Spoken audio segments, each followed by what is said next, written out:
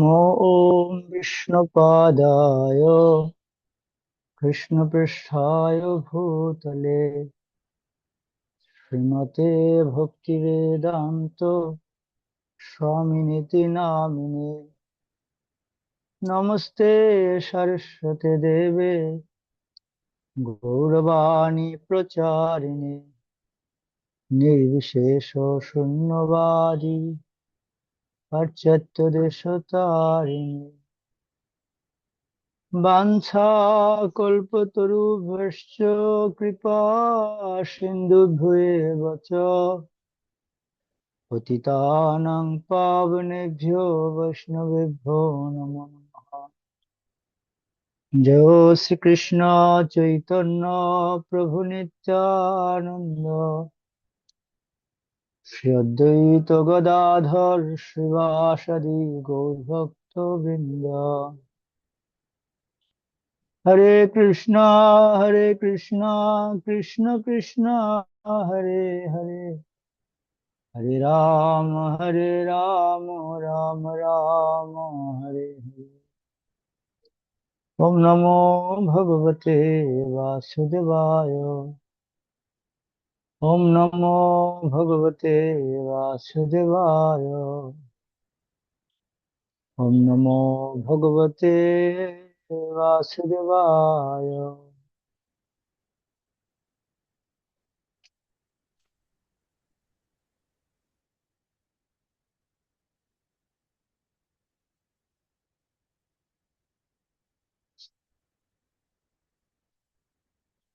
হরে কৃষ্ণ। সবাইকে ধন্যবাদ। তো আমরা পড়ছিলাম চৈতন্য মহাপ্রভু কর্তৃক শিক্ষা অষ্টকম। তো আমরা লাস্ট ক্লাসে শিক্ষা অষ্টকমের 3 নম্বর শ্লোক পড়েছিলাম। আপনারা যদি কেউ একটু রিভিউ করতে চান।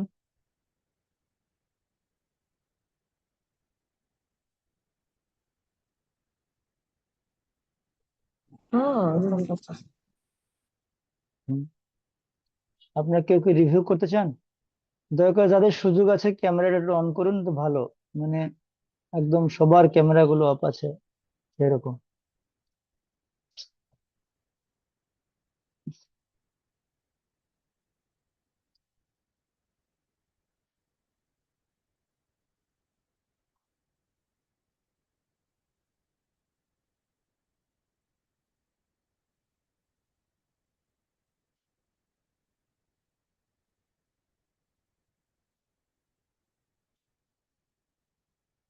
আপনারা কেউ বলতে চান?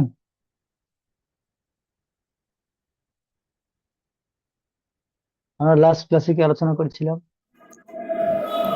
প্রবোধন প্রণাম। হরে কৃষ্ণ। আমরা গত ক্লাসে হচ্ছে 3 নম্বর শ্লোক পড়ছিলাম।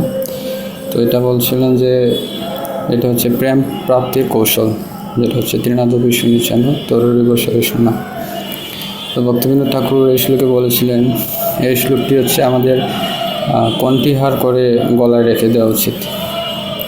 তো উদাহরণস্বরূপ শিল প্রভুপাদের একজন শিষ্যের কথা বলেছিলেন, যিনি নিঃসিংহ কবচ খুলে এই শ্লোকটি গলায় রেখেন। তো এটা দিয়ে মানে এই শ্লোকের অত্যন্ত গুরুত্ব আরোপ করা হয়েছে। তারপর হচ্ছে এই শ্লোকের 3টা অংশ রয়েছে।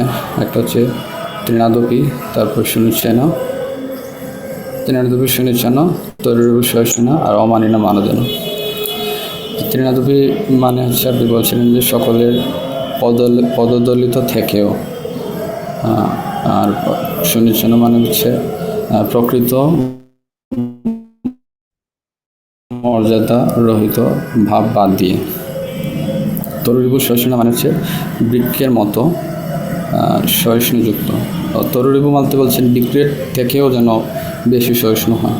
আর তরুরপি মানে হচ্ছে সেম এজ বৃক্ষের মতো।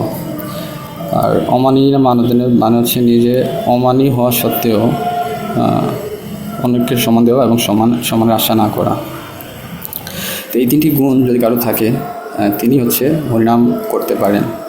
যোগ গোস্বামী বলেছেন যে এই 3টি গুণ বা এই শ্লোক যে ধারণ করতে পারবে তিনি প্রেম প্রাপ্ত হতে পারবেন।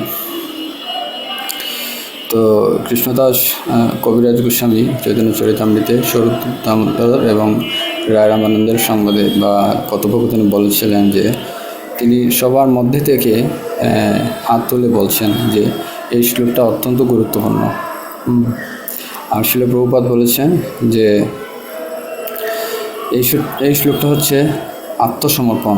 হ্যাঁ, নাম সূত্রে গেঁথে মালার মতো রেখে দেওয়া উচিত।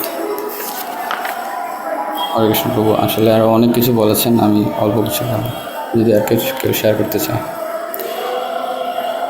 হরে কৃষ্ণ। আপনার আর কেউ বলতে চান?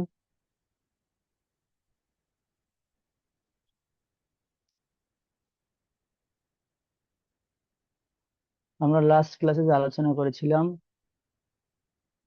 অনেকে নতুন আছে আমরা দেখছি।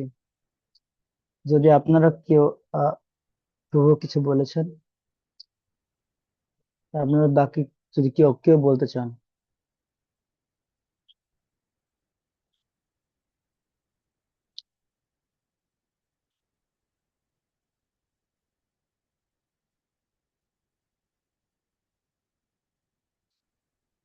ঠিক আছে,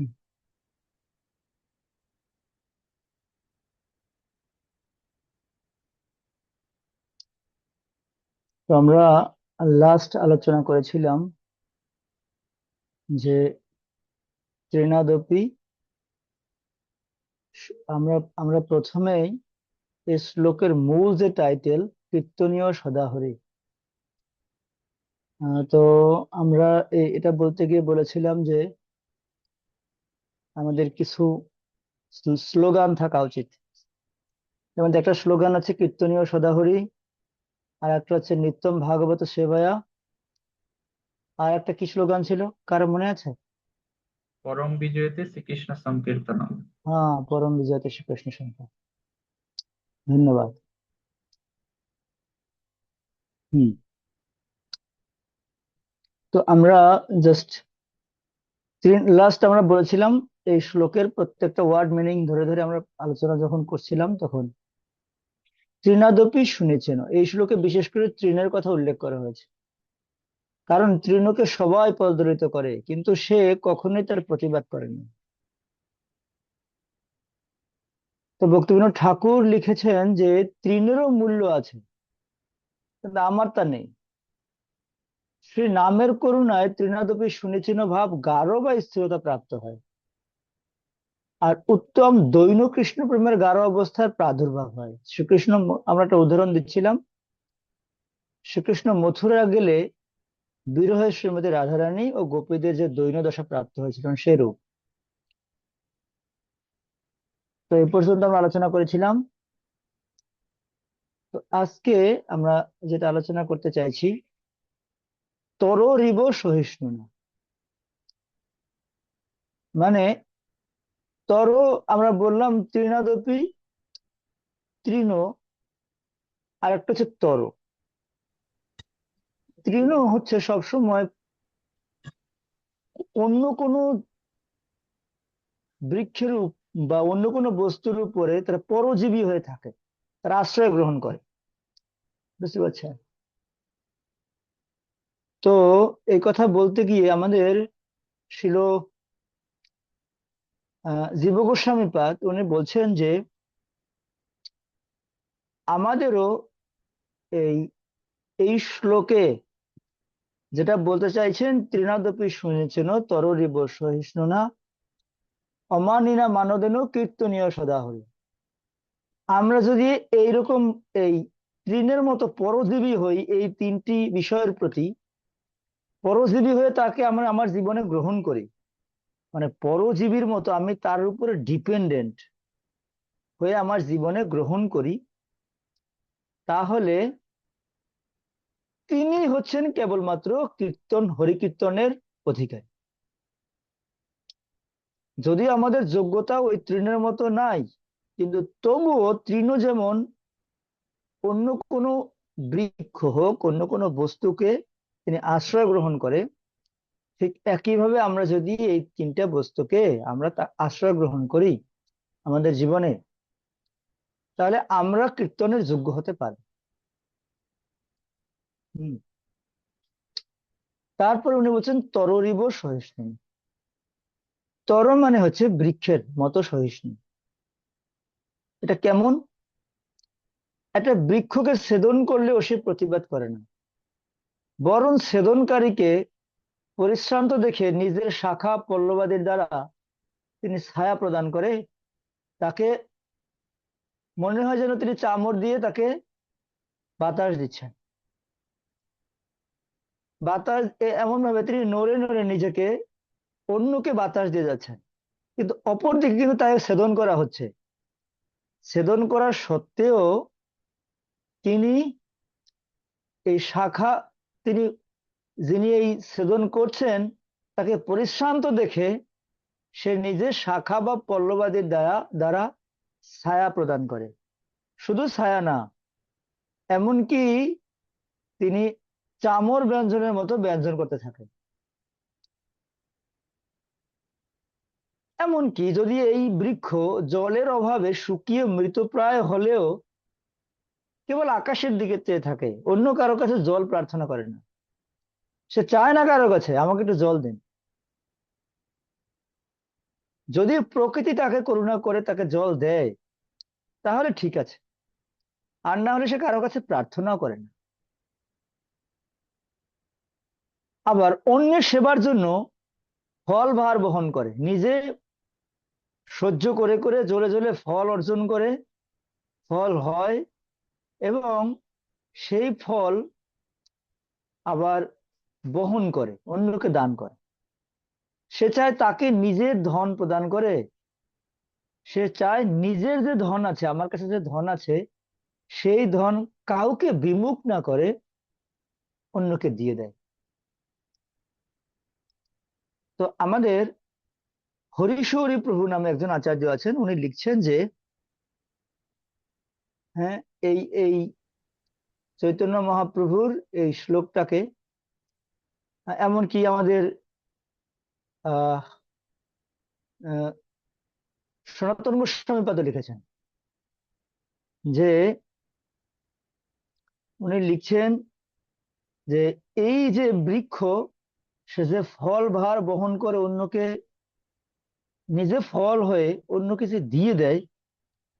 দেখুন, যখন কোনো ফল গাছের মধ্যে নতুন হয় কেউ তার দিকে তাকায় না, ঝরে পড়ে যায়, কেউ কেউ ঢিল ছোড়ে। কিন্তু যেই মাত্র ওই ফলটি পেকে যায় গাছে, গাছে পাকলেই সাথে সাথে ওই পাকা ফলটার দিকে সবার নজর। বুঝতে পারছেন? তো ঠিক আমাদের মনে রাখা উচিত আমরা ভক্তিতে যত সিনসিয়ার বা সিনিয়র হব, হ্যাঁ, হুম, তখন এ কি হবে, এসে সেন্টের মতো সৌরভ ছড়াবে। যখন সৌরভ ছড়াবে তখন অন্য ঢিল মারবে। বুঝতে পারছেন? পারার জন্য যে দেখবে যখন কালারটা সুন্দর চেঞ্জ হয়ে গেছে, হ্যাঁ, সবাই কিন্তু একটু ওইটাকে পরীক্ষা করে দেখতে চাইবে। তো সেজন্য যত ভক্তিতে যত উন্নত হবে সিনসিয়ারিটি তত বাড়াতে হবে। যত দিন যাবে ভক্তিতে তত সিনসিয়ার হতে হবে। হুম, সে কথা বলছেন সনাতন গোস্বামী পাদ। এখন কথা হচ্ছে তিনি নিজে রোদ বৃষ্টি সহ্য করে অতিথিকে আশ্রয় প্রদান করে। তার কাছে কেউ আশ্রয় চাইতে আসে তাকে আশ্রয় দান করে। বৃক্ষের মতো এমন অচিন্তনীয় গুণ সম্পদের অধিকারী যিনি, তাকেই তররিব সহিষ্ণু বলা যেতে পারে। বুঝতে পারছেন? এই বৃক্ষের মতো যিনি অচিন্তনীয় গুণ সম্পদের অধিকারী, মানে চিন্তার অতীত যিনি গুণ সম্পদের অধিকারী, তাকে কেবলমাত্র কেউ তররিব সহিষ্ণু বলা যেতে পারে। আর এর প্রতিফলন হয় একমাত্র সাধু মহাত্মার ক্ষেত্রেই। যিনি সন্ত বা সাধু, যিনি সদ্গুরুর কাছ থেকে আশ্রয় গ্রহণ পূর্বক দীক্ষা গ্রহণ করেছেন, তো নির্দয়ভাবে পীড়িত হলেও ভক্তের চিত্তে পীড়নকারীর প্রতি কোনো প্রকার বিরুদ্ধ ভাবের উদয় হয় না। যখন এরকমের হয় না, নির্দয়ভাবে পীড়িত হওয়ার সত্ত্বেও তিনি ক্ষমা করে দেন। হ্যাঁ, কখনো তাকে অভিশাপও দেয় না, বা তার প্রতি বিরুদ্ধপূর্ণ মনোবৃত্তিও পোষণ করে না। হুম। এরকম যখন হয়, ভক্তের চিত্তে এরকম পীড়ন হওয়া সত্ত্বেও তার মধ্যে বিরুদ্ধ ভাবের উদয় যখন হয় না, হ্যাঁ, এটা কার হতে পারে? কেবলমাত্র ভক্তের ক্ষেত্রে, সাধু বা সন্তের ক্ষেত্রে। নিজের ভরণ পোষণের জন্য ভক্ত কারো দ্বারস্থ হন না। শুধু তাই নয়, বৃক্ষ যেমন যাচককে অকাতরে আপন ধন, ফুল, ফল ইত্যাদি দান করে, যেমন যাচককে যদি চায় তাকেও যেমন দেয়, আবার তেমনি যে না চায় তাকেও তিনি দান করেন। একইভাবে ভক্ত তেমনি যে কোনো যাচককে নিজের জাগতিক বস্তু তো বটেই, জীবনের পরম মঙ্গল রূপ ভক্তিও দান করেন। এবং যিনি চায় না, যাচক হয়ে চাইতে যায় না, সেই ভক্ত তার প্রতি করুণা পরবশ হয়ে অন্যের দুঃখ দেখে, যেহেতু তিনি পরদুঃখে দুঃখী, তাই অন্যের দুঃখ দর্শন করে সে তাকে দিতে যায়। এমনও হতে পারে দিতে গিয়ে সে তার কাছ থেকে হেনস্থা হতে পারে, মার খেতে পারে। এর উদাহরণ আমরা দিতে পারি নামাচার্য শ্রীল হরিদাস ঠাকুর। চৈতন্য মহাপ্রভু তাকে বলছেন, যার প্রতি ঘরে ঘরে গিয়ে করো এই ভিক্ষা। হুম। তো এখন প্রতি ঘরে ঘরে গিয়ে যে ভিক্ষা করবে, ভিক্ষা করতে গিয়ে হলো যা, মানে যে পরিস্থিতি তৈরি হলো কি, তো নিত্যানন্দ প্রভু যেহেতু অবধূত, ওর প্ল্যান হচ্ছে সব থেকে বড় বড় কিছু, এমন কিছু করতে হবে যা কেউ করেনি কখন।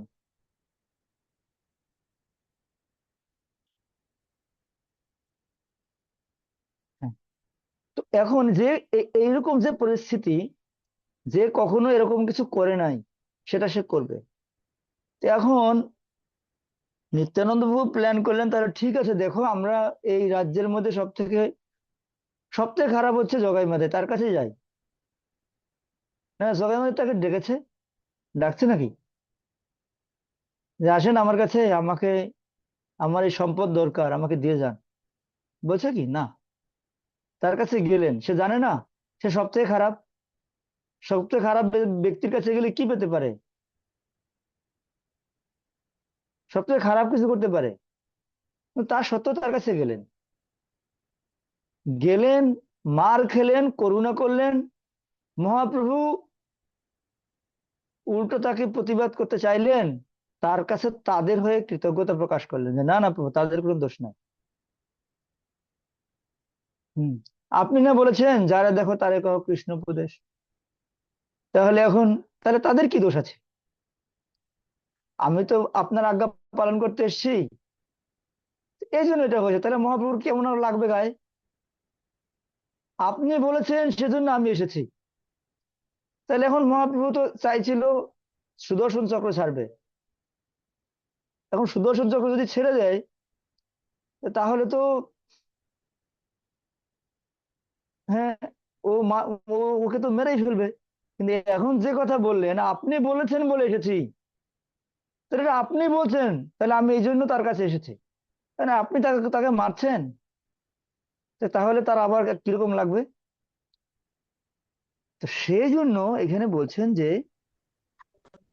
হরিদাস ঠাকুর তো এমনিতেই রোগা, চিপচিপে। হ্যাঁ, নিত্যানন্দ তো অবধূত, কোনো সমস্যা নাই। যা মারটা খেলে কে খাবে বেশি? হরিদাসই খাবে, হ্যাঁ না? তো মেহে মার খাবে, তবুও তার কাছে যাবে। এইটা এখানে বলছেন যে এটা হচ্ছে আহ, তরল সহিষ্ণু। সহ্য করতে বলছেন। তো প্রভুপাদ এই কথাকে, এই যে এই যে শ্লোকের এই যে ওয়ার্ডটাকে তররিব সহিষ্ণু না, এইটাকে প্রভুপাদ বলছেন যে আমাদের এই কৃষ্ণ ভাবনামৃতে একজন ভক্তকে কৃষ্ণ ভক্তি প্রচারের জন্য গ্যালন গ্যালন রক্ত দিতে হবে। আর আপনি গ্যালন গ্যালন রক্ত দিলেন, কিন্তু ওই ভক্তের জন্যই আপনার মান সম্মান সব যাবে। আপনি তার জন্য অনেক কিছু করলেন,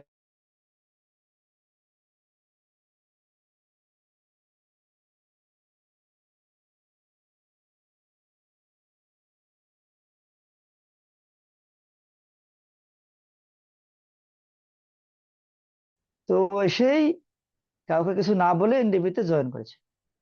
যেই জয়েন করেছে, বাড়ি থেকে খবর দিয়েছে তোমার মা যে তুমি না যাও একদিনের মধ্যে গলায় দড়ি দিয়ে মারা যাবে। আচ্ছা ঠিক আছে।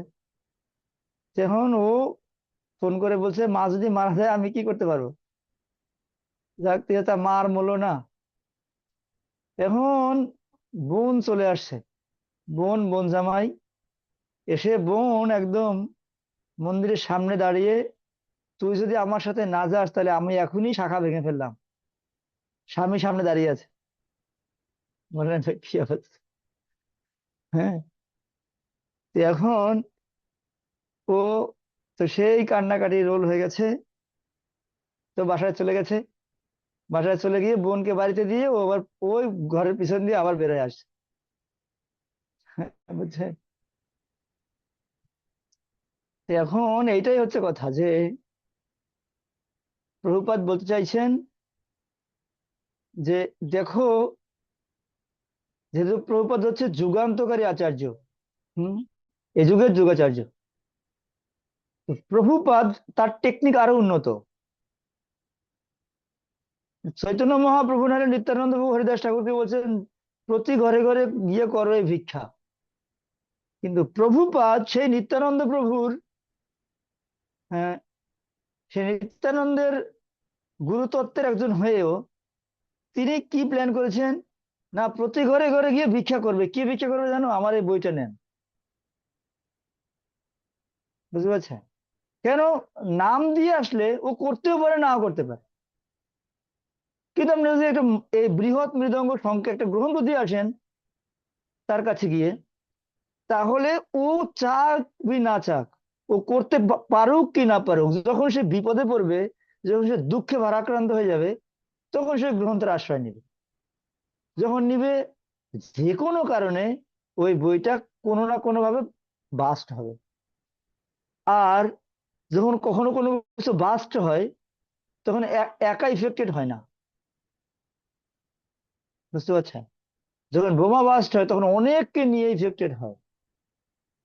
হম, এই জন্য প্রভুপাদ চাইছেন কি, তুমি প্রত্যেকের দ্বারে দ্বারে গিয়ে এই আপনি তুমি বলো গিয়ে এই বইটা নেন।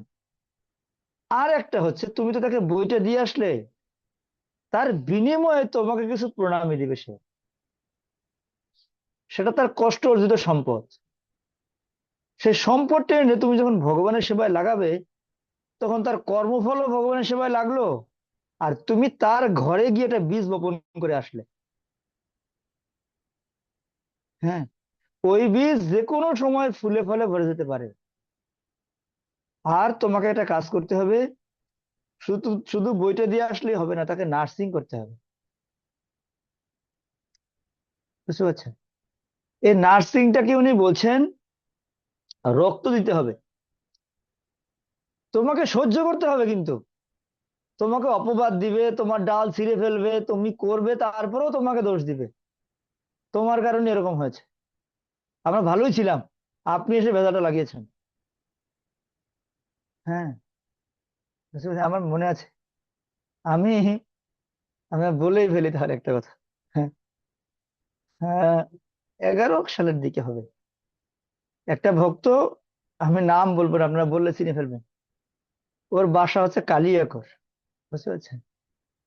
তো ওই ভক্তটার বিবাহ হয়েছে, বিবাহের পরের দিন বৌভাত, বৌভাতের পরের দিন আমরা তাদের বাসায় গেছি। হ্যাঁ, তো গিয়ে, তো এখন আমি কিছু বই নিয়ে গেছি, এখানে গিয়ে আমি বললাম আপনারা এই বইটা নেন। তো এখন এই যে ওই ঘরের যিনি শাশুড়ি, উনি আগে থেকেই একটু ভক্তি চর্চা করতেন। এখন কথা শুনে ও তখনই বলছেন আমি আজকে থেকে প্রসাদ পেতে শুরু করবো, আজকে থেকেই। আর সাথে যে ওই যার বিবাহ হয়েছে, তো ওকে বললো, একটা গিটার নিয়েছে, আর বলছে আজকে তো যদি মা করে তাহলে মায়ের সাথে আমিও করবো। বাস। এখন এই যে নতুন সদ্য বিবাহিত হয়েছে মাতাজি, মানে আমাকে বললো আপনাকে আমি অভিশাপ দিচ্ছি, আপনি কোনোদিন শান্তি পাবেন না। ঠিক আছে, আমি তো শান্তি পাচ্ছি না, আর শান্তি কবে পাবো? বুঝতে পারছেন? তো ঠিক আছে। তা আমি বললাম যে ঠিক আছে প্রভু, দেখেন মাতাজি কিন্তু চাইছে না, আপনি মাতাজির সাথে কথা বলে নেন। এরপরে বছর দেড়েক পরে আমি আবার ওদের বাসায় গেলাম, আপনারা ভালো আছেন? তো এবারে উনি আমাকে বললো আপনার কি ক্ষতি আমি করেছিলাম, আপনি আমার সাথে এরকম ব্যবহারটা করলেন। আচ্ছা। তো আমার মনে আছে আমি এই কয়েকদিন আগে মিটিং এ গেছিলাম, ওখানে মিটিং করতে। তারপরে আমি গিয়ে ওনাদের বাসায় গেলাম, আমি, কেমন আছেন আপনারা? হ্যাঁ। কয়, প্রভু আপনি কি আমাকে ক্ষমা করবেন? আমি, কেন, কি কি কি হয়েছে? বুঝতে পারছেন? তো এখন ওই ভক্ত একটা মন্দিরের প্রেসিডেন্ট এখন, বুঝতে পারছেন? হুম। তো এখন কথা হচ্ছে যে এরকম আপনাকে কষ্ট সহ্য করতে হবে কিন্তু। এইটাই প্রভুপাদ বলছেন, এটা তররিব সহিষ্ণু না। প্রভুপাদ বলতে চাইছেন যে যদি তুমি এরকম সহিষ্ণু হতে পারো, তাহলে তোমার হয়তো ভগবানের কাছে ফিরে যাওয়ার জন্য যোগ্যতা নাই। কিন্তু ওই ভক্ত যদি তোমার জন্য প্রার্থনা করে ফেলে কখনো, হ্যাঁ, তাহলে ভগবান,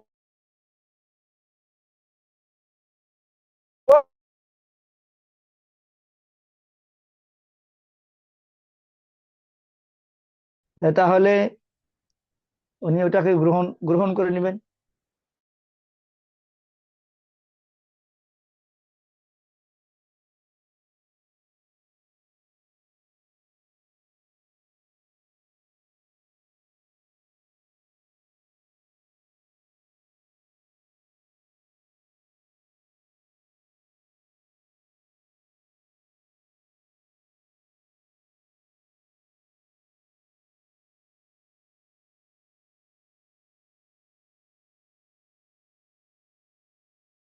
তেন, তো তখন তারা একটা গ্রন্থ লিখেছিলেন, এটা হচ্ছে ভক্তিরসামৃত সিন্ধুর ভূমিকা। বুঝছেন? তো তখন তাদের কাছে আসলেন, উম, কি নাম, বলভদ্র ভট্ট। হ্যাঁ। তো আসলে রূপ গোস্বামীপাদ এবং সনাতন গোস্বামীপাদ তাদেরকে গুরুর মতো সম্মান করতেন। কাকে? এই বলভদ্র ভট্টকে। তো তখন রূপ গোস্বামীপাদ বলভদ্র ভট্টকে বলছেন যে গুরুদেব, আমি একটা গ্রন্থের সূচনা লিখেছি, ভূমিকা, আপনি দয়া করে লিখবেন, দেখবেন একটু এর সেন্স বা এর অবস্থিতি ঠিক আছে কিনা, লেখা ঠিক আছে কিনা। তো ঠিক আছে, আমি দেখব, এটা বলছেন বলভদ্র ভট্ট। এবারে পরে এই বলভদ্র ভট্ট বলছেন যে আমি পড়েছি, কিন্তু কিছু কিছু জায়গায় একটু ব্যতিক্রম আছে। তো তখন এটা রূপ গোস্বামীপাদ মেনে নিয়েছেন, ও আচ্ছা ঠিক আছে, তাহলে আপনি প্রাতঃ দুপুরবেলা স্নান করে আসেন, এসে আপনি আমাকে বলবেন কোথায় কি সমস্যা হয়েছে। এটা দূর থেকে শুনেছেন জীব গোস্বামীপাদ। বুঝতে পারছেন? এই যে সনাতন গোস্বামীপাদ এটা শুনলেন, রূপ শুনলেন, ওনারা মেনে নিয়েছেন, ঠিক আছে তাহলে আপনি আমাকে সংশোধন করে দিবেন কি হয়েছে। কিন্তু জীব গোস্বামী পাদ শুনেই তিনি বলে ফেললেন যে হ্যাঁ, আচ্ছা, আপনি এই যে উনি যে স্নান করতে গেলেন, ওনার সাথে সাথে জীব গোস্বামী পাদও এই যমুনার ঘাটে গেলেন। আচ্ছা, যমুনার ঘাটে গিয়ে ওনাকে জিজ্ঞাসা করেছেন, উনি যে স্নান করতে নামছেন, স্নান করতে নামলে ওনাকে জিজ্ঞাসা করেছেন যে আপনি আমাকে দয়া করে বলুন, এই যে আমার দাদা বা আমার গুরুদেব, উনি যে উনি যে এই যে লিখেছেন ভক্তিরসামৃত সিন্ধুর ভূমিকা, আপনি কি অসামঞ্জস্যতা খুঁজে পেয়েছেন?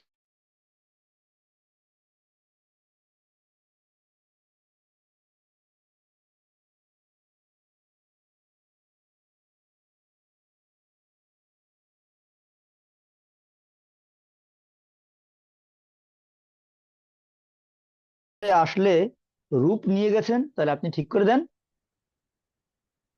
এবারে বলভদ্র ভট্ট বলছেন, আচ্ছা তোমাদের কাছে যে ছোট ছেলেটা থাকে এটাকে,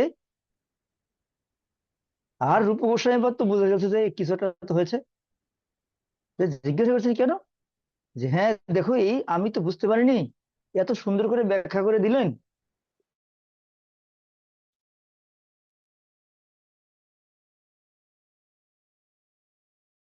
তো এখন যা শুরু হলো এরপরে, রূপ শুনলেই রূপ তো রেগে মেগে একাকার। তো তোমার এত বড় সাহস, যাকে আমরা গুরুর মতো শ্রদ্ধা করি, গুরু, তুমি আমাদের গুরুকে তুমি সংশোধন করে দাও। বুঝতে পারছো? হ্যাঁ, তা আমার এটা বলার উদ্দেশ্যটা হচ্ছে, হ্যাঁ, আমি তাকে গুরুর মতো সম্মান করি, তাই আমি তাকে অবশ্যই সম্মান করব। কিন্তু যখন আমার গুরুকে কেউ সংশোধন করতে চাইবে, যখন আমার গুরুকে সংশোধন করতে চাইবে কেউ, তখন আমার উচিত তাকে ভালো করে বুঝিয়ে দেওয়া। সেটাই হয়েছে অমানি, অন্য জায়গায় সহ্য করা। কিন্তু যদি আমি যাকে গুরু পদবাচ্য বাচ্য হিসেবে গ্রহণ করেছি, সেই জায়গায় ওইটাকে বুঝিয়ে দেওয়াটাই হচ্ছে অমান। বুঝতে পারছেন? এখন সেটা এখানে বলছেন যে হ্যাঁ, অমানি মানে আসক্তির স্তরেই সংসারের কারণ অবিদ্যা নিঃশেষ হয়। এটা কিভাবে হয়? মান দিতে চায় না কেন? সংসারে, এই জগৎ সংসারে আসক্তির কারণে। আসক্তির কারণে আমি মনে করি আমিও তো কম বড় না, কাজে তার রতির স্তরে ভক্তির জড়বিদ্যা, প্রকৃত ধন, গৃহ, কুল প্রভৃতির অহংকার থাকে না। কিন্তু এই জড় সংসারে আসক্তির স্তরে তার এগুলোর প্রতি আহ, মান থাকে, তখন তিনি অন্যকে মান দিতে চায় না। বুঝতে পারছেন? তখন নিজেকেই মানই করতে চায়, যে আমি সব থেকে সম্মানী ব্যক্তি, আমার থেকে সম্মানী আর কেউ নাই। বুঝছেন? কিন্তু এরকম এ, অভিমান শূন্য হয় এবং নিরন্তর নাম সংকীর্তনের তন্ময় থাকেন, তখন তিনি দেহাত্ম বুদ্ধিরূপ এই মায়ারচিত ভ্রান্তির পথ থেকে তিনি সরে আসেন, এবং তখন তিনি অন্যকে সম্মান দিতে শুরু করেন। হ্যাঁ, কাজেই দেহাভিমান থাকা পর্যন্ত অমানিত্য ভাব স্থির হয় না, অমানিত ভাব হতে পারে না। যতক্ষণ পর্যন্ত দেহা অভিমান থাকবে, আমি আর আমার, এই বুদ্ধি যতক্ষণ থাকবে, ততক্ষণ পর্যন্ত এই অমানিত্য ভাব স্থির হবে না। কখনো কখনো আমি দিতে পারি, হ্যাঁ, কিন্তু স্থির থাকবে না এটা। কারো কারো দেখবেন দৈন্য ভাব, এটা স্বাভাবিক বৃত্তি। বুঝছেন? যদি তিনি রেগেও যান তারপরও তার মধ্যে দৈন্য ভাব থাকে, এটা স্বাভাবিক বৃত্তি তার। কিন্তু কারো কারো কখনো কখনো লোক দেখানো, এখন আমাকে নিজেকে ভালো রূপে জাহির করতে চাই, এখন আমাকে দৈন্য অন্যকে সম্মান করতে হবে। কিন্তু যখনই আমার মধ্যে রজতম গুণ এসে যাবে, আমার ইচ্ছার বিরুদ্ধে কিছু হবে, তখন আর তো হবে না এটা। তখন আমি রেগে বেগে একাকার। বুঝতে পারছেন? একবার একটা সাপ, হুম, সে পথ চলতে চলতে একটা তরবারির সাথে ধাক্কা লাগছে। ধাক্কা লাগলে ব্যথা পেয়েছে।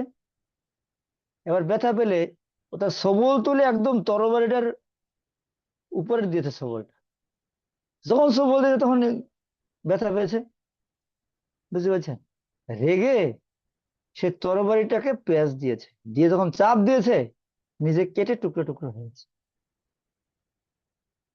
বুঝতে পারছেন? হ্যাঁ। আর একটা উদাহরণ হচ্ছে, আপনারা যা দেখবেন, 2004 কি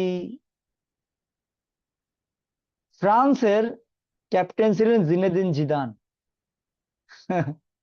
বুঝতে পারছেন? মাথা দিয়ে একটা ঢুস দিয়ে দিয়েছে, লাল কার্ড খেয়ে উঠে গেল, দলও হারলো, বিশ্বকাপ হেরে গেল। বুঝতে পারছেন? ঠিক যদি আপনি লোক দেখানো অমানিত দেখাতে যান, যখন আপনার মধ্যে রজতম গুণ এসে যাবে, তখন আপনি ওটাকে আর ঢেকে রাখতে পারবেন না, পোশাক পরে রাখতে পারবেন না, সামনে বের হয়ে যাবে তখন। বুঝতে পারছেন? কিন্তু কেউ যদি কেউ যদি নিরন্তর নাম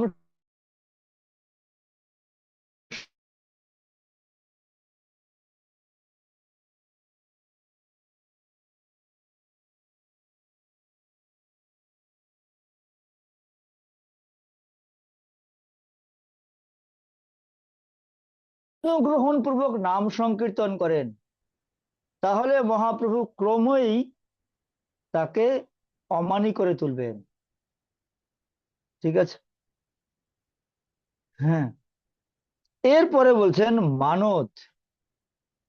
অমানি মানে আমাকে অন্যের কাছে মানশূন্য রূপে প্রকাশ করা। আর মানত হচ্ছে অন্যকে মান দেয়া, অন্যকে মান দিতে হবে। আমি নিজেকে দেখাতে চাইবো না আমি হচ্ছি সেই। হ্যাঁ, প্রভুপাদ একটা কথা বলছেন না, যে বোকা যখন মুখ খুলে তখনই বোঝা যায় সে বোকা না বুদ্ধিমান। কিন্তু ভগবত ভক্তকে কাউকে এরকম প্রচার করে বলতে হবে না উনি হচ্ছে এই। উনি যখন মুখ খুলবেন সবাই তাকে চিনে ফেলবেন। রাজা রহুগণ কি জড়ভরতকে চিনতে পেরেছিলেন? পেরেছিলেন? কই, কোনো তো কথাই বলে নাই প্রথমে। যে মুখ খুললেন, বাস, রহুগণ বুঝবে যে এ তো সাধারণ কেউ না। হুম। তো সেজন্য আমাদের মনে রাখা উচিত, এটা ভলাও করে প্রচার করতে হবে না। কিন্তু যখন আমি যখন আমার মধ্যে যখন আমরা যেটা উদাহরণ দিচ্ছিলাম, যখন ফল পাকবে তো সবাই দেখবে। হ্যাঁ। কাউকে কি বলতে হয়? ফল কি গিয়ে চিৎকার করে করে বলে আমি পেকে গেছি আমাকে পারো? বলে কি এরকম? তাহলে আমি বলে বলে বেড়ে আমি শুদ্ধ ভক্ত হয়ে গেছি, দেখো দেখো আমাকে। হ্যাঁ। তো নিজেকে মান মানি রূপে প্রকাশ করার দরকার নেই। তারপরে বলছেন মানত, মানে অন্যকে মান দিতে হবে, নিজে মান চাইবে না। তো কেন দিতে হবে? হ্যাঁ, জীবের সম্মান দিবে জানি কৃষ্ণ অধিষ্ঠান। আমরা জীবকে সম্মান দিব কেন?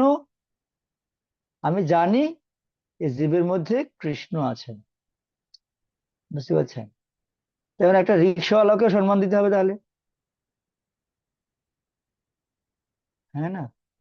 আমি যদি তাকে, সে একটা ছোট কাজ করছে বলে আমি তাকে একদম বলে একদম করে দিব, তো কারণ কারণ কি, একটা দিক বিবেচনা করতে হবে আমাদের। হ্যাঁ। এটা হচ্ছে কি যে চৈতন্য মহাপ্রভু বলছেন সবাই ভক্ত হবে, হয়েছেন আর হবেন যত মহাপ্রভুর গণ, হয়েছেন আর হবেন। আর সর্বত্র প্রচার হইবে মন না, সর্বত্র প্রচার হবে, আর হবেও সবাই ভক্ত। তাহলে ওই ব্যক্তিটা যদি, হ্যাঁ, আপনি চিন্তা করে দেখেন, ভালো প্রচারের ব্যবস্থাপনা নাই, আগের মতো এরকম নাই, আগের মতো প্রীতি নাই ভক্তদের মধ্যে, কিন্তু তবুও কি ভক্ত বাড়ছে না? না। হ্যাঁ, আমার মনে আছে আমি আগে দেখতাম একজন ভক্ত বাইরে গেলে ওর জন্য প্রসাদ রেখে অপেক্ষা করতেন, ও আসলে একসাথে পাবো। এখন তো এগুলো নাই আর, কিসের কি অপেক্ষা, এখন উপেক্ষা করতে পারলে বাঁচে। হ্যাঁ, তো এই জন্য আমি মাঝে মাঝে দেখি আগের যে ভক্তরা যারা আছে, আগের অনেক আগে, ওরা এখনো ওরকম, বুঝতে পারছে? ওরা ওরা ওই, হম, মানে ওদের জন্য চিন্তা করে মরে। আমি দেখতাম আগে যে আমাদের এইখানে স্বামীবাগের এখানে যখন এই মন্দির আসে, তো কিছু গৃহস্থ পরিবার ছিল আমাদের আশেপাশে, তো এরা, এই ভক্তরা গিয়ে মনে করতো এটা আমাদের বাড়ি, বুঝতে পারছেন? ঘরে কি আছে না সেগুলো বিবেচনা করতো না, ঘরে গিয়ে উঠে গেছে কি আছে এখন, এরকম, বুঝতে পারছেন? আর তারাও মনে করতো যে সত্যি রিয়েল এরা আমার সন্তান, বুঝতে পারছেন? ওই প্রীতি এরকম ছিল, এখন প্রীতি নাই, তবুও কত ভক্ত বাড়ছে দেখুন। যাতে আমরা বুঝি না যে মহাপ্রভুর যে ইচ্ছা সেটা ক্রমে ক্রমে বাস্তবায়ন হচ্ছে। হ্যাঁ, তো সেই জন্য তো আমাদের মনে রাখতে হবে যে জীবে সম্মান দিতে হবে। কেন? এখানে কৃষ্ণ অধিষ্ঠান আছে। বৃক্ষলতা থেকে শুরু করে স্থবর জঙ্গম সমস্ত জীবের ভেতরেই আংশিক প্রকাশ পরমাত্মা রূপে ভগবান আছেন। এর মধ্যে সাধুই হচ্ছে বিশিষ্ট জন, যার ভেতরে ভগবান শুধু পরমাত্মা রূপে নন, পূর্ণ মাধুর্য মণ্ডিত শ্রী, হ্যাঁ, গোবিন্দ রূপে বিশ্রাম করছেন। কেন? নরোত্তম দাস ঠাকুর বলছেন, তোমারও হৃদয় সদা গোবিন্দ বিশ্রাম, গোবিন্দ কহেন মম বৈষ্ণব পরা। অন্যের মধ্যে পরমাত্মা রূপে ভগবান আছেন, জীবে সম্মান দিবে কৃষ্ণ অধিষ্ঠান, কিন্তু পরমহংস, পরম জন, বিশিষ্ট সন্তদের মধ্যে ভগবান পরমা আত্মারূপেই নন, বরঞ্চ তিনি শ্রী গোবিন্দ রূপে বিশ্রাম করছেন, মাধুর্য মণ্ডিত রূপে, বুঝছেন? তো তাই সাধারণত, সাধারণ জীবের প্রতি যে মান দান, সেখানে সেই জীবের প্রতি কোনো অভিনিবেশ থাকে না, থাকে জীবের ভিতরে অবস্থিত পরমাত্মা, বুঝতে পারছেন? তাই ওই জীব সম্বন্ধে ভালো মন্দ বিচার যেমন নেই, ঠিক একইভাবে আবার তাকে সম্মানও প্রদান করতে হবে। হ্যাঁ, তাদেরকে সম্মানও দিতে হবে। কেন সম্মান দিতে হবে? কারণ কি, তেমনি কিন্তু ভক্তের সাথে ব্যবহারে চিত্তের অভিনিবেশ থাকবে, থাকবে আদান প্রদান, প্রীতির কথাও, প্রীতি বিনিময় থাকবে। যার বাক্যে কৃষ্ণ নাম শোনা যায় তাকে মনে মনে আদর করবেন। যিনি দীক্ষিত হয়ে কৃষ্ণ কীর্তনে রত, তাকে বারবার প্রণতিপূর্বক আদর করবেন। আর যিনি ভজন বিজ্ঞ, নামে একনিষ্ঠ, নিন্দা শূন্য, সাধুর সঙ্গ, তার সঙ্গ লাভ করে তার সেবা করবে। এ কথা শাস্ত্রে, বিশেষ করে রূপ গোস্বামী পাদ উপদেশামৃত নামক গ্রন্থে বলেছে, বুঝছেন? তাহলে আমাদেরকে অন্যকে কিরকম মানত, মানে মান দিতে হবে। তাই অন্যকে মান আমরা কি দিব?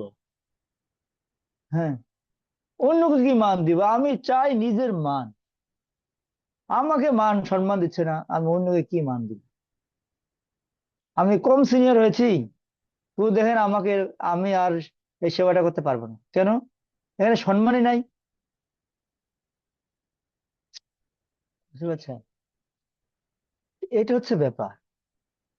এই জন্য আমরা যেহেতু অত প্রচুর পরিমাণে মানের আশা করছি, হ্যাঁ, তো সেই জন্য আমাদেরকে ভগবান কি করতে চায়, যে বুঝাতে চায় যে তুমি মানি ব্যক্তি না। হ্যাঁ, তো এমন কিছু ঘটনা ঘটবে যেখানে আপনি মান আর পাবেন না, তখন নিজে কষ্ট পাবেন। যদি আপনি তখন বুঝতে পারেন, তখন আপনি মান আর চাইবেন না। যদি না বুঝতে পারেন, তাহলে আপনি একা হয়ে যাবেন, কাউকে সম্মানও দিবেন না, কিছু বলবেনও না। ঠিক আছে, আমি আমার মতো চলবো, কারোর কাছে যাব না। হ্যাঁ, তখন নিজেই বড় ভক্ত, অ্যাসোসিয়েশন লাগবে না আমার। আমি কম ভক্ত হয়েছি নাকি? আমার আবার কার অ্যাসোসিয়েশন লাগবে? বুঝতে পারছেন? এটি হচ্ছে ব্যাপার। তো সেই জন্য আমাদের অন্যকে মান দান করতে হবে। এই সম্বন্ধে ভক্তিবিনোদ ঠাকুর এই শ্লোকে সুন্দর ব্যাখ্যা করেছেন। আমরা পরের দিনে আলোচনা করব। উনি ওনার প্রবন্ধে উনি বলেছেন। আপনার যদি কারো কোনো প্রশ্ন থাকে করতে পারেন।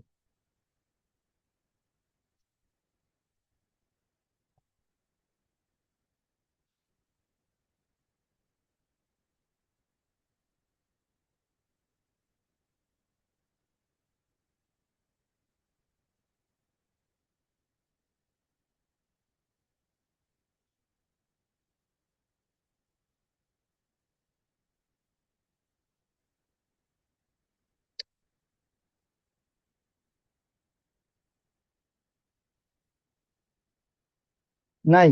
ঠিক আছে। হ্যাঁ, শোনা যাচ্ছে না, আপনি মাইকটা খুলে নেন। প্রভু ধন্যবাদ প্রণাম। হরে কৃষ্ণ। প্রভু আপনি বলছিলেন যে বৃক্ষের মতো সহিষ্ণু হতে, বা বৃক্ষ কি করে আহ, সে সবাইকে ছায়া দেয়, ফল দেয়, এবং শেষে মানুষ তার ডালপালা ভেঙে নেয়। তো আমাদের সহিষ্ণুর মানে সহিষ্ণুতার লেভেল কীরকম হওয়া উচিত? কখনোই কি আমাদের বিরোধ ভাব দেখানো উচিত নয়, নাকি হ্যাঁ, সবসময়? বিরুদ্ধ ভাব দেখানো উচিত তো। আমি এটার উদাহরণ দিলাম আপনাকে। কখন দেখাবেন বিরুদ্ধ ভাব? যখন কেউ আপনার গুরু বা গুরু পদবাচ্য, যাকে কখনো কেউ ছোট করবে, যেটা জীব গোস্বামী পাদ দেখালেন। জানেন তিনি গুরু তাকে হেয় করবে, গুরু তাকে ভৎসনা করবে, কিন্তু গুরুর কাজ গুরু করেছে, শিষ্যের কাজ শিষ্য করেছে। শিষ্য গুরুকে বড় করবে, আর গুরু শিষ্যকে ছোট করবে, এটা তো কাজ। বুঝতে পারছেন? আপনি যদি প্রোটেস্ট করতে চান, আপনি যদি বলতে চান যে আমার মান আছে নাকি, তিনাদপি শুনে তররিব সহিষ্ণু, আমি সহ্য করব না, তাকে পারবেন আপনি? ভগবত গীতায় ভগবান বলছেন, মাত্রা স্পর্শস্ত কইন্তে শীতোষ্ণ সুখ দুঃখ আগম অপায়ন অনিত তান্ত্রিক ভারত। সহ্য করো। হ্যাঁ, এই যে কি আমাদের ওই সৌরপ্রভু আছেন কি, উনি নাকি সকালবেলা আজকে গাড়িতে উঠছেন, নামাই দিচ্ছেন। হ্যাঁ, একদম এই বিকেলের আগে আগে। হ্যাঁ না প্রভু? হরে কৃষ্ণ প্রভু প্রণাম। হ্যাঁ। প্রভু আজকে 11 ঘন্টা এসেছি। আচ্ছা, এই যে দেখেন, তাহলে এখন আপনি সহ্য করতে বাধ্য। কারণ সহ্য করবেন না কেন বলেন?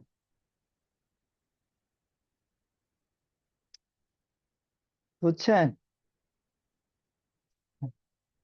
সেটা হচ্ছে ব্যাপার। ঠিক আছে। হ্যাঁ মাতাজিকে, আপনি কি প্রশ্ন করছিলেন? আপনার মাইকটা একটু খুলে নেন দয়া করে।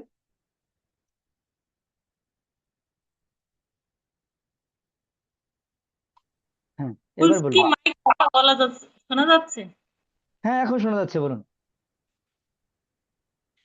অনেক সময় প্রচার করতে গিয়ে দেখা যায় যে ওই মানুষটার পিছনে অনেক সময় দিলাম, হুম, হ্যাঁ। অনেক সময় ব্যয় করলাম, কিন্তু হ্যাঁ। দেখা যাচ্ছে যে তার আহ, প্রথমে যে শ্রদ্ধাটা ছিল সেটা এখন হুম। নেই।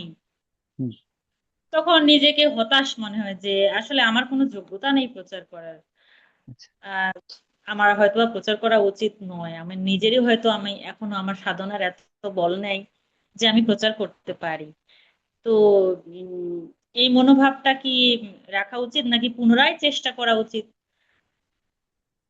হ্যাঁ, চেষ্টা তো আপনি গ্যালন গ্যালন রক্ত মানে কি এক গ্যালন গ্যালন গ্যালন একদিনে দিয়ে দিবেন তা না তো। আপনি দিবেন। আপনি গ্যালন রক্ত দিলেন কেন, সেই জন্য আপনাকে আবার অপবাদ সহ্য করতে হবে। বুঝতে পারছেন? তো তবুও তার কাছে যাওয়া উচিত। কেন এই যে আপনি মনে করছেন, আপনি দেখছেন তার মধ্যে একটু শ্রদ্ধা এখন হয়েছে, আবার নাই। তো এখন ভগবান তো দেখছেন তাকে, তাই না? হুম, তো সেজন্য আমাদের ধরে রাখা উচিত। হ্যাঁ, আপনি একটা গ্রন্থ আছে নিত্যানন্দের পথ নির্দেশ, আপনার যদি পড়ে থাকবেন, এটা আমাদের ভক্তিচারক স্বামী গুরু মহারাজ, জয়পতাকা স্বামী গুরু মহারাজ, আর হচ্ছে সুভোগ স্বামী গুরু মহারাজের, ওনাদের লেকচার নিয়ে করা আছে বই, নিত্যানন্দের পথ নির্দেশ। ওইখানে একটা প্রচারের কৌশল বর্ণনা করা আছে, বুঝছেন?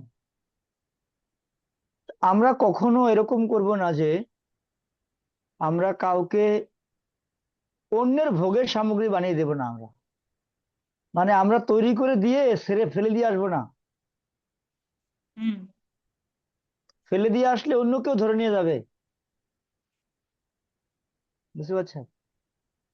তো আচ্ছা, সেই জন্য যেখানে আমাদের, হ্যাঁ, যেখানে যদি একটা প্রতিযোগী তৈরি হয় ভক্তদের মধ্যেই, যে আমি প্রচার করছি, উনারও ইচ্ছা, তো উনি হয়তো তাদেরকে এমন কিছু কথা বলে ফেলেছে যার কারণে তারা আমার প্রতি এখন অনেক মানে বিশ্রদ্ধ মানে আচ্ছা, মানে এটা খুব শ্রদ্ধাটা ভালো, ভালো কথা বলছেন আপনি। ক্ষেত্রে আমার তখন মনে হচ্ছে যে না, আমি তাহলে এনাদেরকে ছেড়ে দেই। উনি যদি চায় তাহলে উনি করুক, আমি মনে মনে ভগবানের কাছে প্রার্থনা করি তাদের জন্য। হ্যাঁ, হ্যাঁ, এ- এটাই হওয়া উচিত। উচিত ওই ব্যক্তিটাকে একটা যোগ্য হাতে তুলে দেওয়া। না না, সে যদি যোগ্য, আমি যেমন হ্যাঁ মানে ছেড়ে দিলাম, আমি হ্যাঁ, হ্যাঁ, কিছুদিন কিন্তু মানে আর কৃষ্ণ কথাও বললাম না, পাঠও দিলাম না। তারপরে দেখছি যে না, ওনারা আগের মতো যে খোশ গল্প করছে, ভক্তরাই ভক্তই তার, সেও ভক্ত, কিন্তু সে মিশ্র ভক্ত আর কি, মানে তার জড়জাগতিক বিষয়েও ইন্টারেস্ট, এটাও ইন্টারেস্ট, যাদের তো তারা তো যেহেতু জড়জাগতিক, তাদের তো ওটা ভালো লাগবে। হ্যাঁ, হুম, তাদের তো, হ্যাঁ, মিক্সড মিক্সড জিনিসটা তাদের ভালো লাগবে, তারা তো আর ভালোটা বুঝতে পারছে না। কিন্তু আমি তো চাই তাদের মঙ্গল। তো সেক্ষেত্রে আমি মনে মনে প্রার্থনা করলাম, কিন্তু এখন দেখছি যে না, ওরা আগেরই মতো হয়ে যাচ্ছে। তো সেক্ষেত্রে আমি পুনরায় চেষ্টা করলাম যে না, আমি আবার একটু পাঠ করি। হ্যাঁ। এখন অপশন হচ্ছে, আপনি যখন দেখলেন যে এখানে মতনৈক্য তৈরি হচ্ছে, কিন্তু কেউ না কেউ দেখছে, তা আপনার সরে আসা উচিত। যদি আপনি দেখছেন তার উন্নতি হচ্ছে না, ভগবানের কাছে প্রার্থনা করেন। হ্যাঁ, কিন্তু যদি আপনি তবু ওখানে যান, তো প্রচারকে প্রচারকে দ্বন্দ্ব হবে। তখন ওই ভক্ত,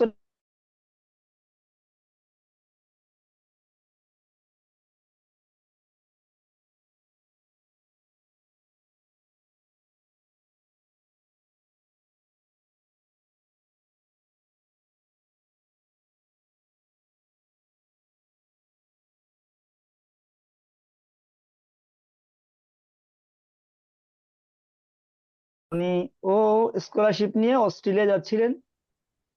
তো এবারে ও মন্দিরে আসছেন, আসলে একজন ভক্ত তাকে 2 সেট ধুতি দিয়েছে, বুঝছেন?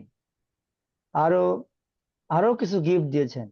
যাও, তুমি তো অস্ট্রেলিয়া যাচ্ছ, বাস এগুলো নিয়ে যাও। আর এমনকি তুমি তো ভালোই ভক্তি করছো, তুমি তো এখন দীক্ষা নেওয়ার যোগ্য, দীক্ষাটা নিয়ে নাও, এত কিছু বলে দিল। এবারে ও, তা আমি যখন দেখলাম যে না, ঠিক আছে, বাই দ্য ওয়ে আমি শুনেছি যে ও ভালো আছে, ওই ভক্ত তত্ত্বাবধান আছে, ওকে ঠিক আছে থাকো। তা আমার এটা মনে তখন হচ্ছিল, তখন ওই সময় আমাদের ভক্তি প্রেম সময় মহারাজ আসলেন। তা আমাদের একটা ট্যুর হলো ময়মনসিংহে। হ্যাঁ, তা আমি মহারাজকে জিজ্ঞেস,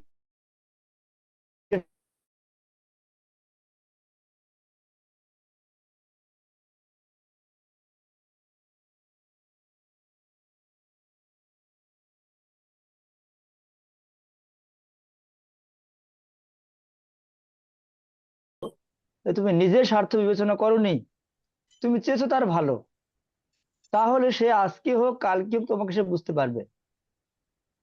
হুম। তো এটা উচিত না যে আমার স্বার্থের জন্য তার কাছে যাওয়া। কিন্তু তাকে বিবেচনা করা উচিত, তাকে মাথায় রাখা উচিত, মনে রাখা উচিত এই ভক্তটা ভালো ভক্তি করছে, যাতে একে কেউ সুন্দর একটা ব্যারিকেড দিয়ে দেওয়া উচিত।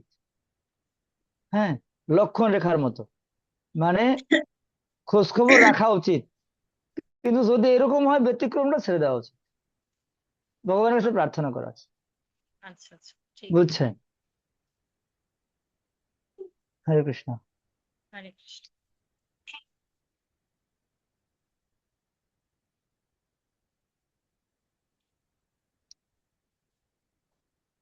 কই আর কি প্রশ্ন আছে?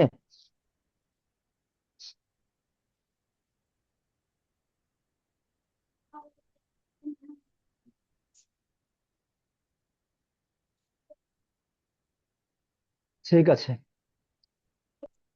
শিল প্রভুপাদ কি যায়। বাঞ্ছাকল্পতরুভ্যশ্চ কৃপা সিন্ধুভ্যেব চ পতিতানাং পাবনেভ্যো বৈষ্ণবেভ্যো নমো নমঃ।